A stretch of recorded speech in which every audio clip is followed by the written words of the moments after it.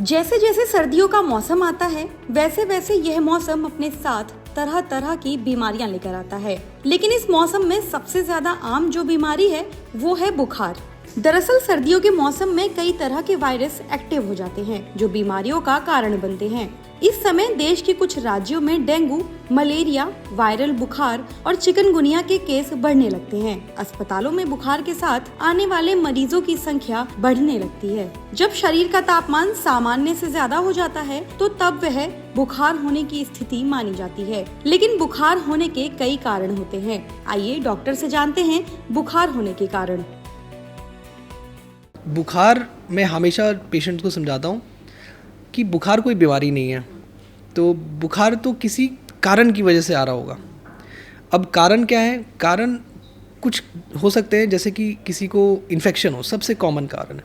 But infection भी कौन सा होता है? या तो बैक्टीरिया हो सकता है, या तो फंगस हो सकता है, या तो वायरस हो सकता है। अब फंगल इन्फेक्शन जो है ये आमतौर पे कीमोथेरेपी वाले पेशेंट्स या जो बहुत ओल्ड पेशेंट जिनकी इम्यूनिटी कम है, अगर कोई 20 साल का लड़का आएगा फीवर लेके, मैं उसमें फंगस सबसे लास्ट में सोचूंगा, ये हो ही नहीं सकता अनलेस कि उसको डायबिटीज़ ना हो या फिर कुछ ऐसी इम्यूनिटी कम ना हो। सबसे कॉमन अगर हम बात करें आजकल तो वायरस है, कॉमन कोल्ड जिसको बोलते हैं। That is the most common organism जो वायरस है जो कॉज कर रहा है ये कॉमन कोल्ड। सो फीवर को पहले तो हम जैसे वायरस सस्पेक्ट करते हैं तो थ्रोट स्वैब भेजते हैं H1N1, क्योंकि जो इन्फ्लुएंजा है वो आजकल बहुत ज़्यादा कॉमन है, तो उस पर हमारा प्राइमरी सस्पेक्ट रहता है। लेकिन अगर किसी को निमोनिया है, लंग्स के अंदर कोई लंग हार्डनिंग का साइन दे रहा है एक्सरे में, तो उसकी फिर हम बलगम की जांच भेजते हैं। तो अगर हमें लगता है कि बहुत सीवियरिटी बढ़ गई है तो हम ब्रोंकोस्कोपी करते हैं। पतली सी ट्यूब होती है जिसके पास कैमरा लगा होता है, तो हम सांस की नली में जाते हैं, हमें दिखाई देता है कि क्या अंदर चीज़ें चल रही हैं, और कोई चीज़ अगर रुकावट ला रही है या फिर कोई बच्चे ने सपोज कोई कॉइन निगल लिया सांस की नली में, उसको भी हम पकड़ के बाहर निकाल सकते हैं। तो ये सारी चीज़ें फीवर कॉज कर सकती हैं। और सबसे लास्ट में मैं रखूँगा कैंसर को।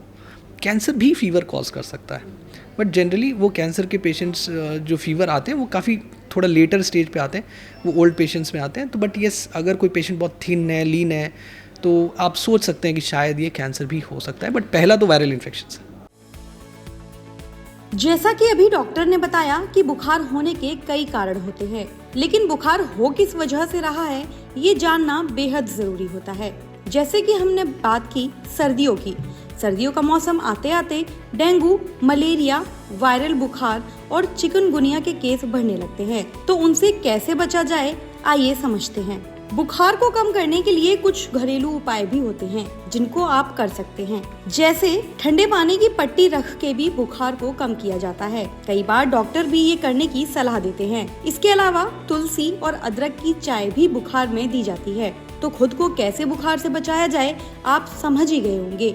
वीडियो में दी गई जानकारी पसंद आई हो तो इसे शेयर जरूर करें।